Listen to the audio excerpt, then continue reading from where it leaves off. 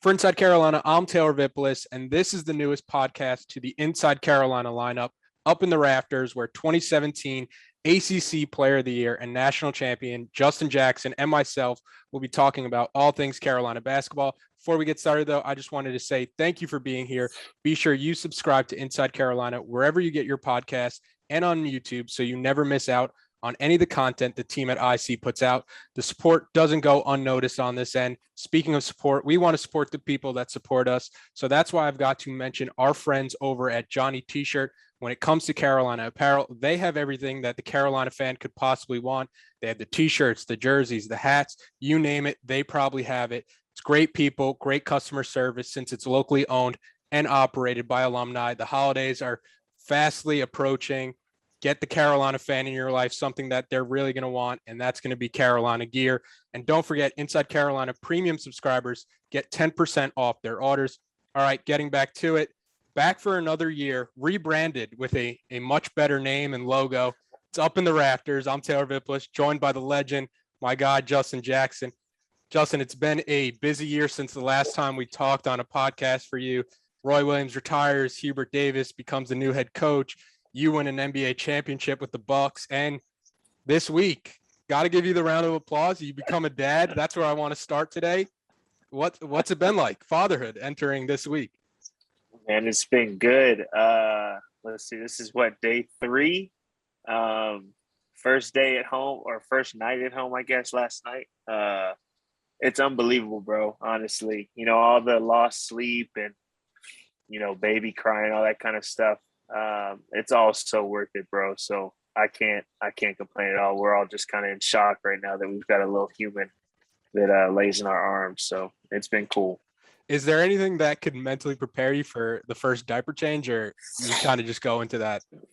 Man, I don't think there really is, bro. I think for me, I try to keep the mindset, and it was the same way like during the birth. Like, I just try to keep the mindset about how amazing it is that like she's here.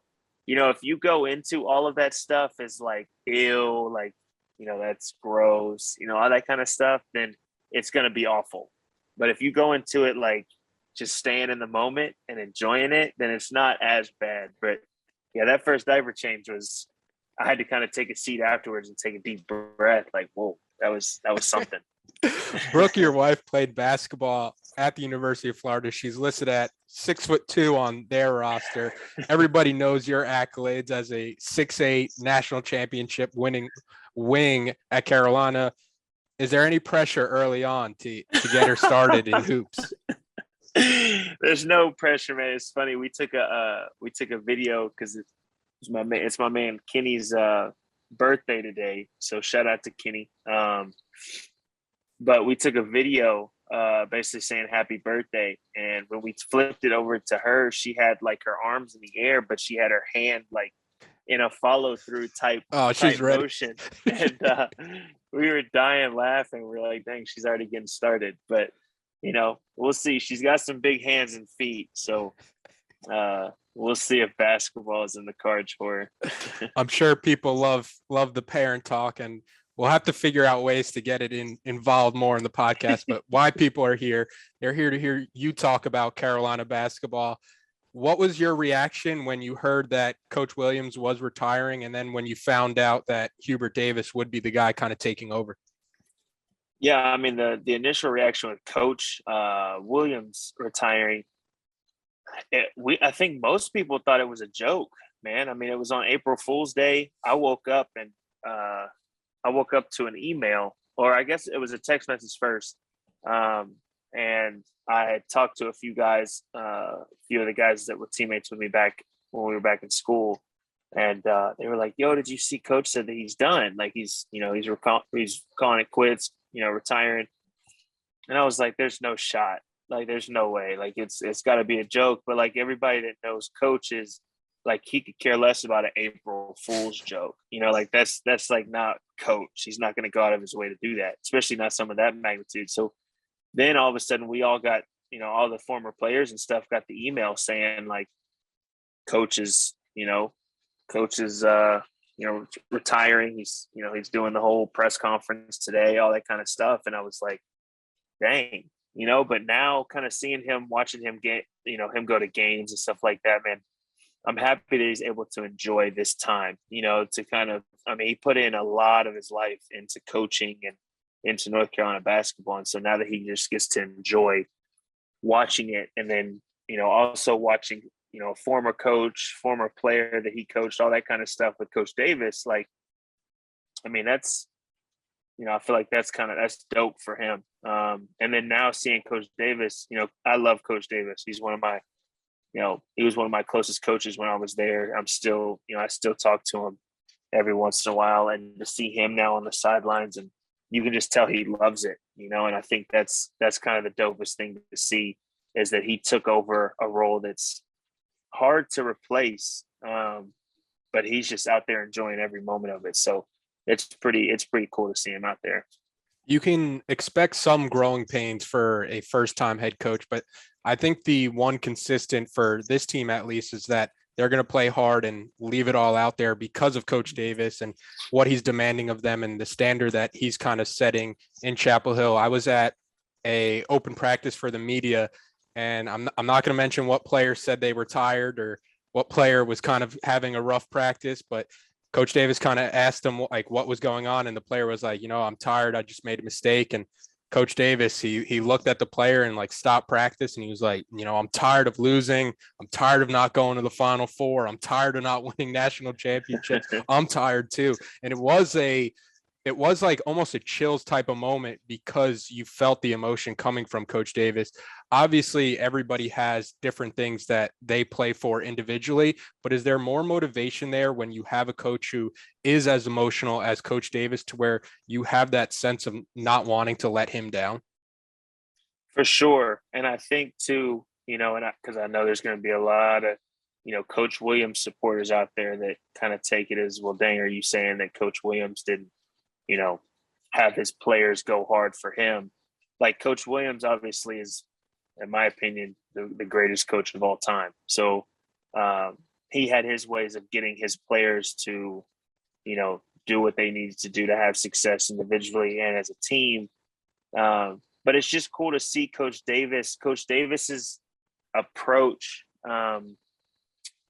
It just seems, like you said, it seems like the players just are so much more connected with Coach Davis, as far as like, the confidence being instilled in him, and, the way that he coaches. There's a lot of times you look over on the sideline and he's, after a mistake or something, Coach Davis is clapping and like encouraging the guys, and not saying that Coach Williams never did that.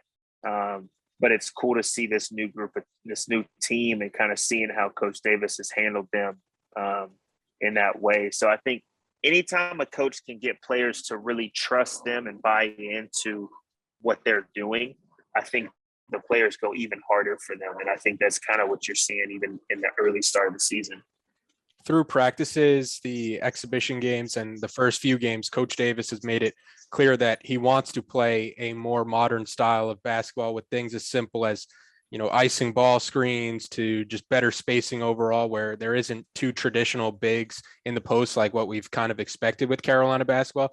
You've played in multiple systems across multiple levels. What have you seen from this UNC team regarding the style of how they want to play and how it could benefit certain players?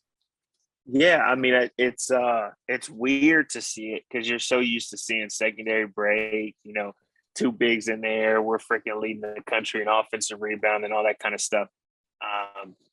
But it's one of those things where it's, you see guys like Caleb Love, RJ Davis, even a guy like Brady, who's a pick and pop four. You see guys like that playing in this system of pick and roll, dribble handoffs, like all of these type of, motion movements and things like that. And it's so much more space, I kind of look at it and I'm like, it's kind of like a college version of like pro sets, honestly, like all the side pick and rolls and middle pick and rolls and the different like drag ball screens to pin downs, like all that stuff. And it's perfect for the type of team that they have. I think a lot of times with guys like a Caleb Love, who come in as a freshman and maybe in fans' minds he doesn't have the kind of freshman year that he has. honestly, for some guys, it's just a matter of the system that they're playing in, and the system that Coach Davis has kind of put in, I think has allowed guys like him and all the other guys that I mentioned just to flourish. And so it's pretty cool to see.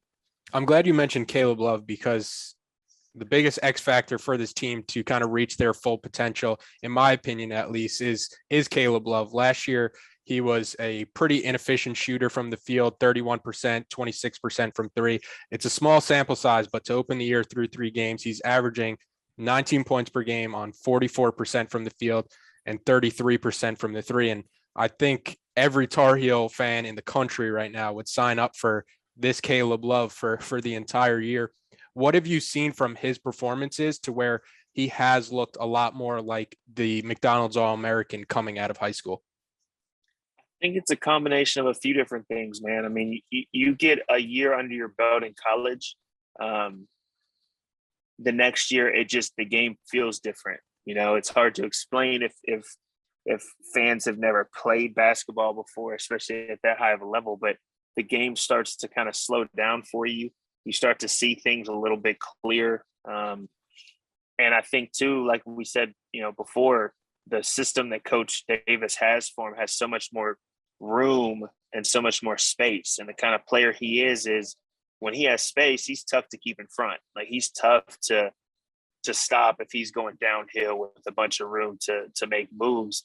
So I think that's one thing, but two, I think he seems more mature out there. Even like their last game against Charleston, I think the first half he had like 4 points. He wasn't able to really get it going.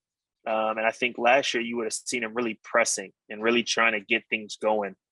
But then in the second half, he came out, started making a few plays, and then he kind of got it rolling and just kind of kept it going. And I think seeing that maturity level, I think from him is huge for that team, because then, from the point, you've got somebody that's going to be able to, control the tempo, be able to control what's going on the court with all the guys and kind of get them where they need to go. So I think he's doing an unbelievable job, and I think he'll just get better and better as the season goes on. Yeah, the other person who it seems like the spacing has helped out a ton is Armando Bayco down low. He's the first Tar Heel ever to have 20 points and 10 rebounds while shooting 80% from the floor in consecutive games, which sounds kind of crazy when you think of how many great players Carolina basketball has. Anytime you could be the first Tar Heel to do something, it's obviously quite the accomplishment. The Heels are outscoring their opponents by 31.9 points per 100 possessions with Baycott on the floor. With Baycott on the bench, UNC has been outscored by 16.3 points per 100.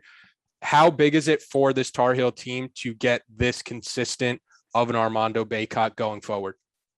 It's huge, man. And once again, it goes back to how much space there is on the floor. It's tough when you have 2 low post bigs on the floor, no matter what system you're in. When you have 2 low post bigs on the floor at all times, there's not as much room. Anytime a guy makes a drop step, there's another big, defender there. Or if they face up and try to do something, there's guys all in the paint. And I think, especially watching the game against Charleston, even when they would come and try to double him, he had so much room to pivot and try to make different moves. And I think one thing when you talk about the 20 and 10 and 80%, one thing that's like, I think I love about what he's doing is he's not trying to, even if he can stretch the floor, he's not trying to step out, shoot jump shots. He's not trying to, be a stretch 5. He knows he can dominate down low, and he's going down there and he's doing that. And I think when you see a guy like Caleb Love run the point the way he's doing, and then you see a big man like Armando just dominating the paint, that's a recipe to really have some success as the season goes on.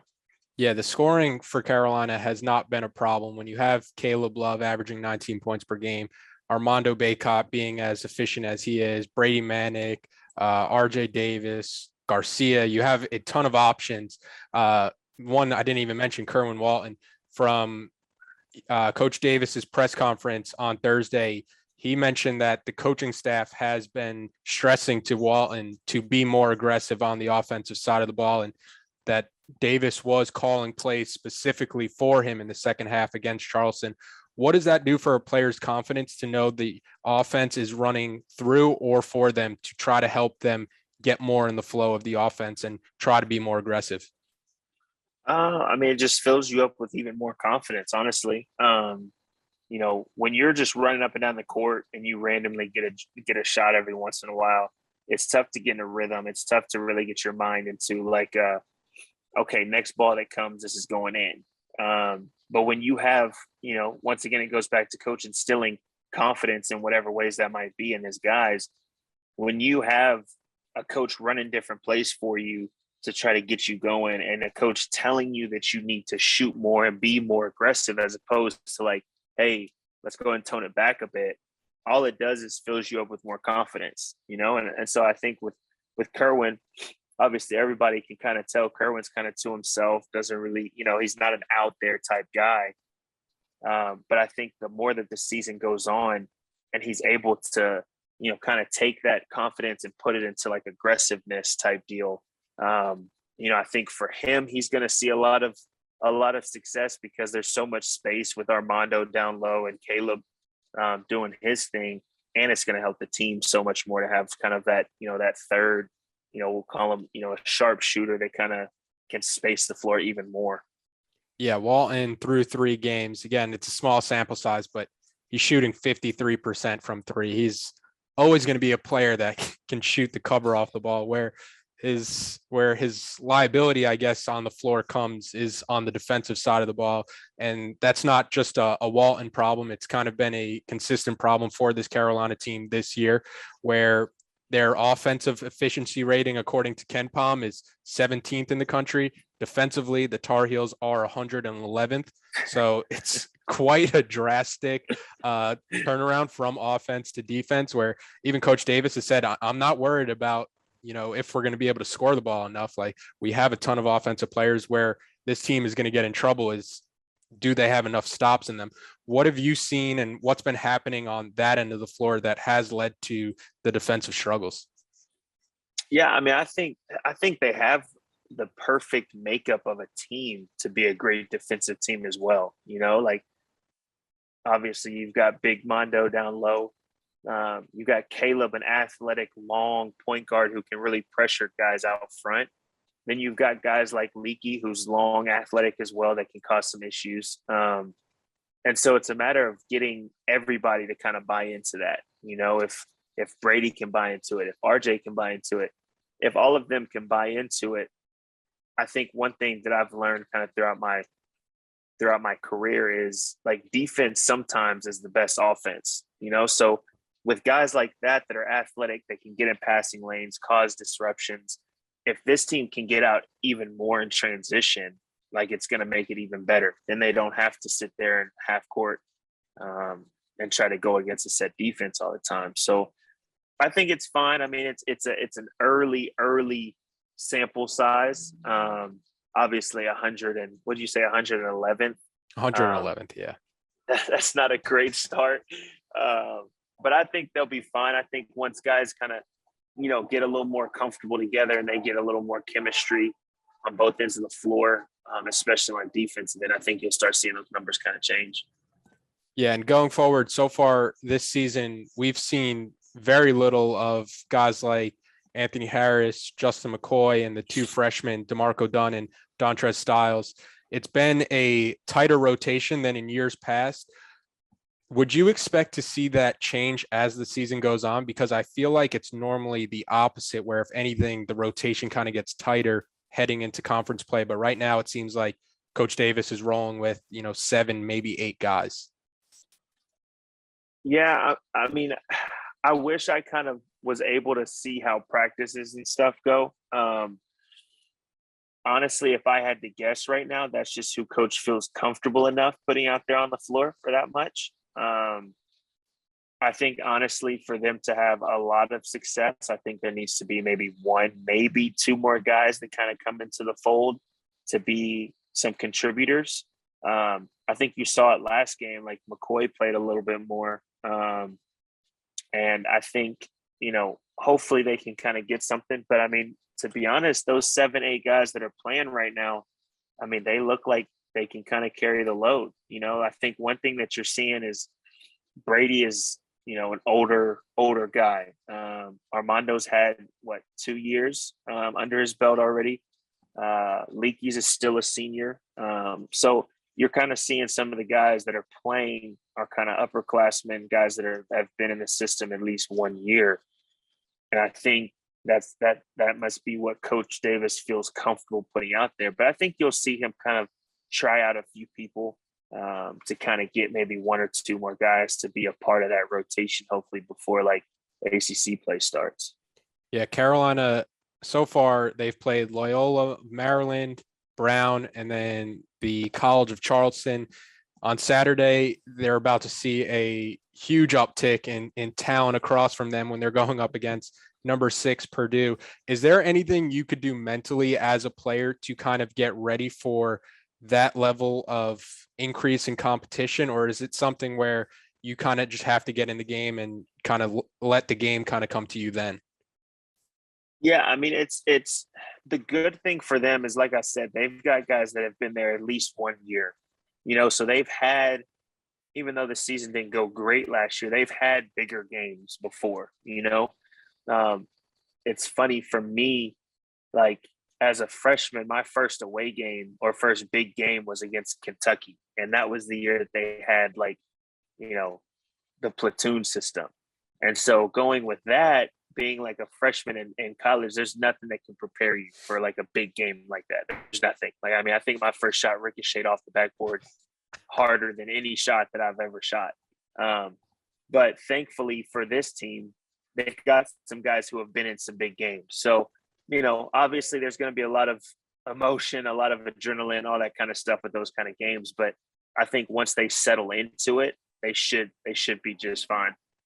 UNC playing tomorrow against number 6 Purdue, and then another game against a nationally ranked team. It could be 2 top 10 teams this weekend. Carolina's playing either against Villanova or Tennessee, depending on wins and losses. Justin and myself will be back next week to break it all down. Always appreciate the time, Justin. Always, bro. Always fun.